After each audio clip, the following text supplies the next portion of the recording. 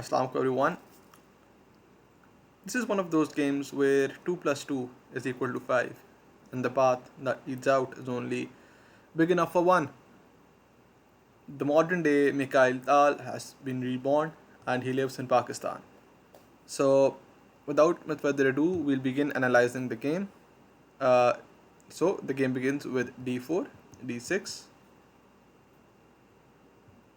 knight to f3, g6, pawn to c4, bishop g7, e4, knight to c6, d5, and knight to e5. So far, totally normal stuff. A perk slash modern type setup where white grabs the space, and black's like, okay, I'll just attack from around the edges. We have knight captures e5, bishop captures e5, bishop d3, and c5. Classic move. You're fighting for the center, nothing really wild as of yet. Both sides will castle, everybody develops, and it's just going to be really, really simple.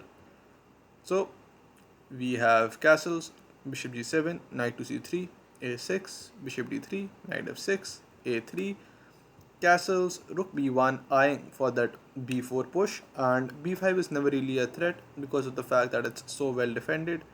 So we have bishop to d7 eyeing that b5 square, and we have pawn to b4, pawn to b6 with the idea of pushing b5 in the future, and we have pawn to h3. We have queen to c7, knight goes to e2, rook a b8, bishop to e3, rook fc8, and over here even rook fc8 is forced and you can't really play something like b5 right now, even though it seems like you can because of the move b captures c5, d captures c5, and this bishop f4, e5 runs into something that is known as en passant. So we have queen to d2 with the ideas of trading of the light dark squared bishop, pawn to e5, closing off the center, and now you really don't want to trade off the dark squared bishop because, well, black just blunted its potency just by you. And now we have the move a pawn to g4. I would have played something like pawn to f4 really, but Engine doesn't like it because he says that after e captures f4, this pawn just becomes a really big weakness. So pawn to g4 is played, highlighting the fact that an attack is going to be incoming, maybe pawn to f4 in the future as well, but not really, I guess, because that just weakens this square. So we have pawn to h5, g5, and knight goes back to h7, just retreating for the while. King to g2, queen to d8, pawn to h4, and queen to e7. We have knight to g3, just adding some more pressure on that f5 square, and pawn to f6.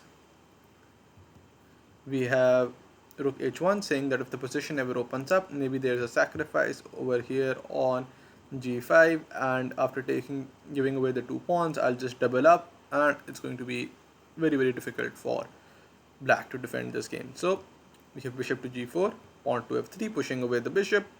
Bishop goes back to d7, and we have rook bc1. And just saying that if you take, I'll have the option of pushing up my c pawn, and eventually that's going to be better for me. The queen side opening up is going to be better for me, and this is actually just a really great example of playing all over the board, right? You'll play a bit on the king side, a bit on the queen side, and try to get an advantage from somewhere. So queen to d8 is played, bishop to e2, queen e7, bishop d3, and not wanting to repeat moves, queen f8 is played. And over here, the move knight to f5 is played, just giving up the piece for free, or so it seems. Engine over here gives 0-0, but what engines don't understand is that humans don't think in this way. Humans think in terms of activity, and what this move does is it gives a hell of a lot of activity. So g captures f5, e captures f5, and bishop to g7. Very important move, just creating some space for the king to go away. And let's say you play something else, right? Let's say you play f captures g5, trying to simplify. you run into h captures g5, and now from a practical standpoint, this position is completely lost, right? The knight can't come out, the bishop can't come out, these two rooks are out of the game, this bishop can't come out, and this rook is just going to take, right? Let's say you play something like uh, queen back, you just take the free pawn, or you even play something like this. So you're forced to sort of play something like uh, bishop back over here, and then you can continue with pawn to f6, just roll these two pawns down the board, and you're completely winning. So bishop to g7 is played. We have rook e1, saying that okay, if your king escapes, I'm gonna push e5 and then get right time it.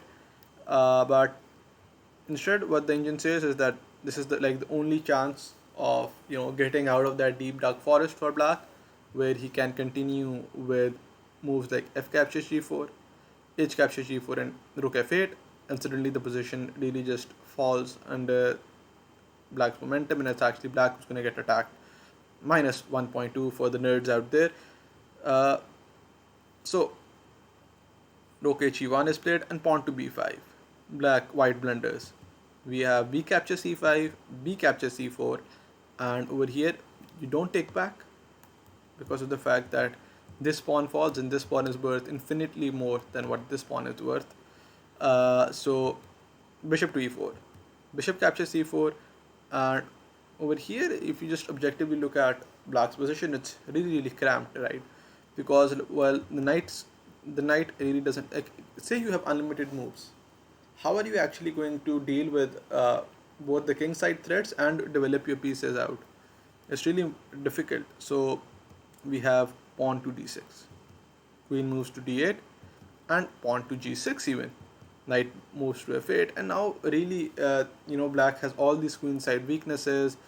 The queen is ready to infiltrate after bishop e4 on to f6 as well. This queen doesn't have any good squares.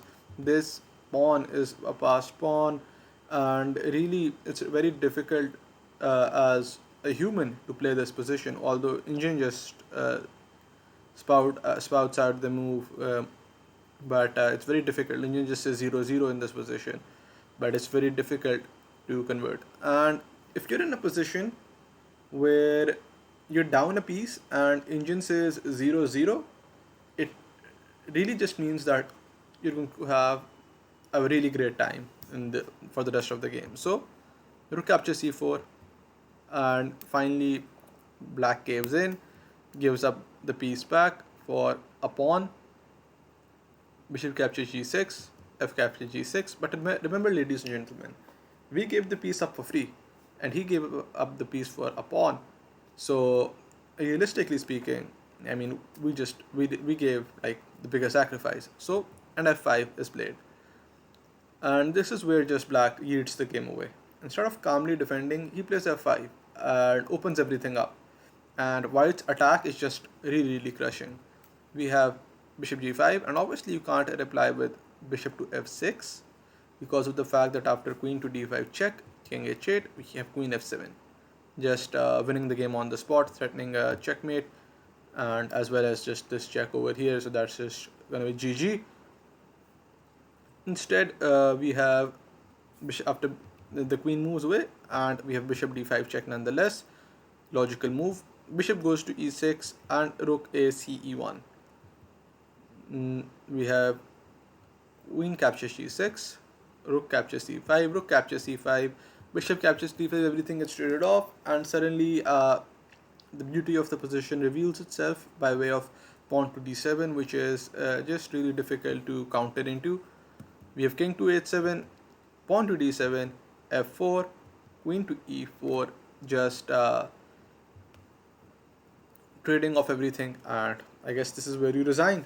But the game continues for a few moments because of the fact that, well, this move is played, and that's just the final nail in the coffin. You just trade everything off, and I'll leave you all to find the easiest move that converts, and that is, well, no, it's actually just queen out to just rook up, and you just promote. So yeah, that's it. That was the game, and yeah, that's it.